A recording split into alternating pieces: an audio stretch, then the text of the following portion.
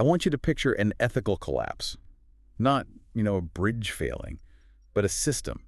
A moment where the guardrails just disappear and people get hurt. Right. And when we think of that, we usually think of secrecy. Exactly. We have this kind of Hollywood version of it, don't we? A rogue scientist in a locked lab, or a covert operation with all the records burned.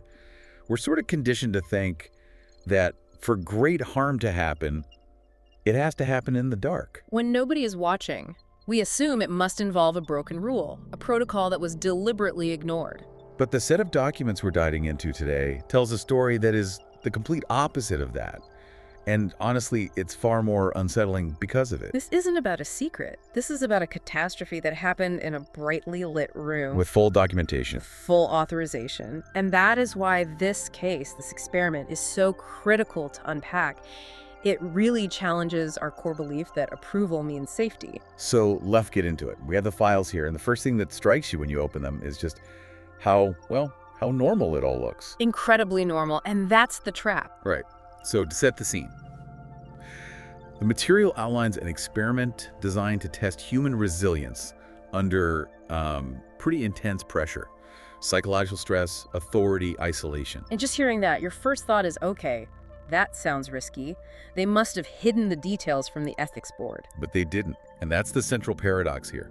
This thing didn't start in the shadows. It followed every official procedure. It went to review boards, it got feedback, it has the stamps, the signatures, all of it. The system didn't fail to catch it. The system caught it, examined it, and gave it a green light. Which really brings us to the mission for this deep dive. Yeah. We're not looking for a single villain. We're trying to understand how a system designed specifically to prevent this exact kind of harm actually ended up enabling it. We're unpacking that idea that approval creates permission, but it doesn't always create protection. Precisely. Okay, so let's start where they started, the paper trail. I think people assume that when these things happen, the approval must have been rushed. Rubber stamp. But that's not what the timeline shows at all. If you look at this pre-experiment phase, it was rigorous. I mean, exhaustively so. It went through multiple layers of review. Multiple committees, risk assessment officers, months and months of back and forth communication. I'm looking at the revision history here, and it's thick. There are drafts, comments, red lines all over the place. It looks like a really robust process. It looks like safety. That's what bureaucracy is good at, creating this aesthetic of diligence. But look closer at what those revisions were actually doing. Yeah, that's what I wanted to ask you about. Because the core of the experiment, it didn't really change between draft 1 and the final version, did it? The core design was identical. The actual mechanism of stress, the isolation, the pressure that was always there. What changed was the language used to describe it. It's just linguistic gymnastics. It's what the source calls the illusion of refinement. The board might say, this phrasing here sounds a bit too aggressive. So the researchers would soften the adjectives. They'd add a clause about monitoring. They'd insert another checkpoint. So the proposal got smoother, more professional looking. But not safer. They were refining the proposal to make it palatable to the committee, not refining the experiment to make it harmless for the participant. That is such a critical distinction. The goal became, get this approved, not make this safe. And the system rewarded that behavior. As long as the paperwork looked right, as long as the boxes were ticked and the language was detached enough, the reality was just assumed to be acceptable. It's like mistaking the menu for the meal. That's a perfect analogy. And this total reliance on the menu, on the document itself, leads us right into the second big failure point, the prediction gap. This is where the paper reality just collides with human biology. Exactly. The committee signs off. They've read the descriptions of stressors. They've seen the plans for mitigation. But they're making their decision based on a fundamental flaw. They're relying on prediction. Think about what they're actually doing. They're sitting in a conference room, reading a PDF, and they're using models and past studies to estimate how a person will react. It's a simulation in their heads. A simulation that assumes people are rational. The documents list the stressors, psychological pressure, isolation for 4 hours. On paper, those are just words. They seem manageable. Sure, I can sit in a room for 4 hours. That doesn't sound so bad. But the source material is clear that the one thing the committee could never model was the completely unpredictable nature of a real human response to trauma. The disconnect is jarring. The documents talk about a controlled environment, but the reality was anything but. Because people aren't linear. You combine those stressors, and you don't just get a predictable amount of stress, you can get panic. You get irrationality, things the model can't account for. There's a note here in the aftermath analysis that says the lived experience was far more intense than the proposal ever suggested. Of course it was, because you can't write visceral dread on a risk assessment form. The language of bureaucracy just can't capture the texture of suffering. So the committee approved the idea of pressure, not the reality of it. But, to play devil's advocate for a second, these committees are made up of experts, psychologists, ethicists. They have to know that models aren't reality. They do, but the system they operate in demands a certain kind of certainty. You can't approve a maybe, you can't sign off on we think this might be okay. The model gives them a false sense of containment. It lets them put a number on the risk, even if that number is ultimately meaningless. So we have a dangerous experiment, sanitized on paper, approved by a committee using flawed predictions. And now the experiment begins. Real people are in the room, and this is where we get to the erasure. This is the turning point. When prediction fails, an observation has to take over. And you would hope, you would assume, that the moment reality started to stray from the plans, someone would pull the emergency brake. That's the theory of safeguards, yes. But the logs here show that red flags started appearing almost immediately, not weeks in. We're talking early on. Participants were showing clear signs of severe distress. And not just what you'd call fatigue. We're talking serious behavioral changes. Okay. Breakdowns. So, why didn't they stop it? Bureaucratic inertia.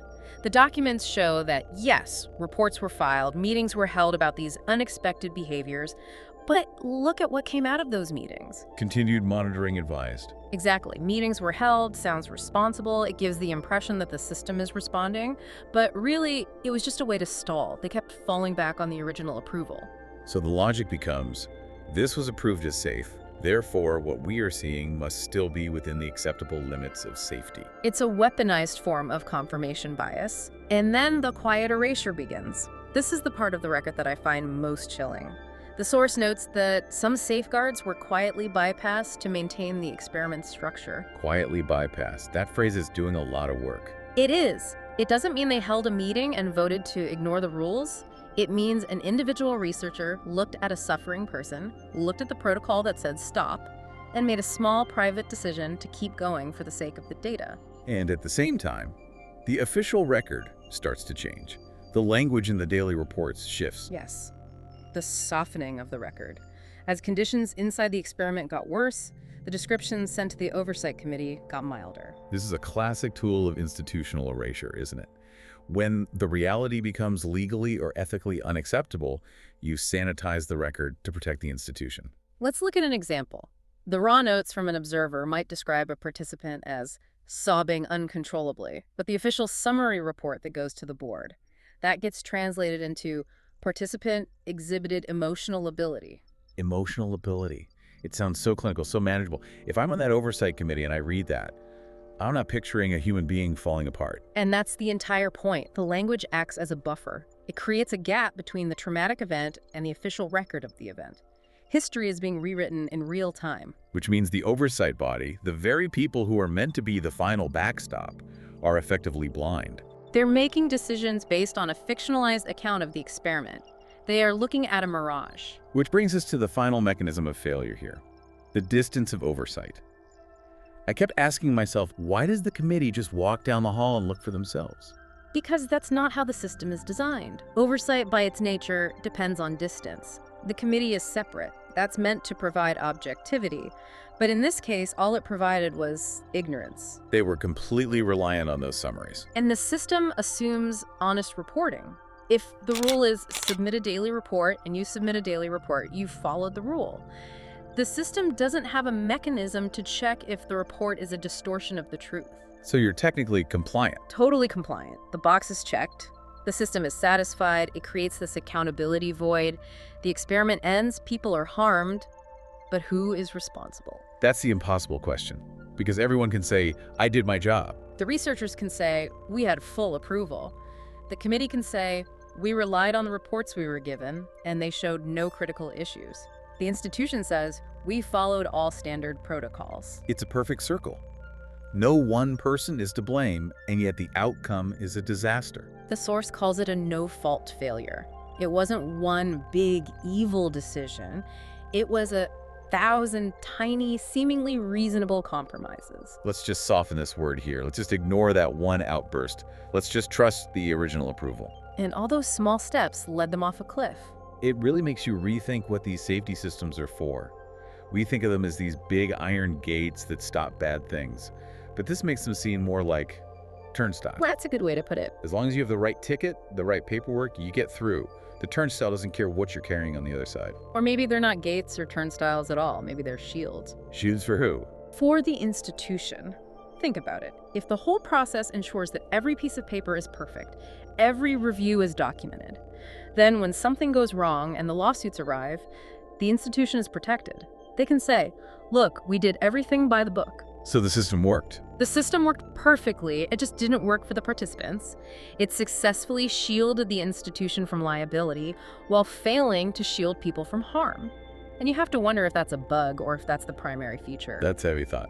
But it brings us all together. When you zoom out from the paper trail, the prediction gap, the erasure, what's the big picture here? The big picture is that we cannot mistake compliance for morality. This case proves, I think, that an ethical system can fail completely without a single rule being technically broken. The experiment didn't violate the process. It just exposed how empty that process could be. There's a line from the analysis that I think just says it all. The process created permission, but it failed to create protection. I want to repeat that because it's the heart of it. The process created permission, but it failed to create protection. And we confuse those two things all the time. We think because we have a permit, we're safe. But permission is just an administrative concept. Protection is a moral and physical one. And you can have 100% of the former and 0% of the latter. It's a sobering thought for anyone who works within or trusts a large organization. We assume the paperwork is there for our safety, When sometimes the paperwork is the very thing that camouflages the danger. So as we wrap up, we want to leave you with a final thought, a question that really comes out of the silence in those sanitized reports. If an institution can document, review, and approve a process that causes harm, and if their strict compliance with that process becomes their shield against all accountability, then are our safety systems actually designed to protect people?